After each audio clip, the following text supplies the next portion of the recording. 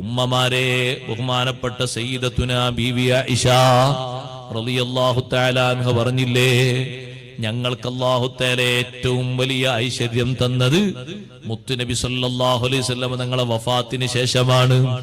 തങ്ങൾ വഫാത്തായ ശേഷം കിട്ടിയ ഐശ്വര്യത്തിന് കണക്കില്ല. ഏത് സ്വഹാബി കച്ചവടം ചെയ്താലും കിട്ടുന്ന ലാഭത്തിൽ നിന്ന് നല്ലൊരു വിഹിതം ഉമ്മഹാത്തുൽ മൂമിനീങ്ങളെ വാതിൽപ്പടിക്കൽ കൊണ്ടുവന്ന് വെച്ചിട്ട് പറയും, ഉമ്മാ എടുത്തോളൂ, കച്ചവടം കഴിഞ്ഞ് വരികയാണ്, ലാഭത്തിൽ നിന്ന് നല്ലൊരു വിഹിതം ഇവിടെ വെച്ചിട്ടുണ്ട്. അങ്ങനെ സ്ഥിരമായി ചെയ്യുന്ന സ്വഹാബിയാണ് അബ്ദുറഹ്മാൻ ഇബ്നു ഔഫ് റളിയല്ലാഹു അൻഹു.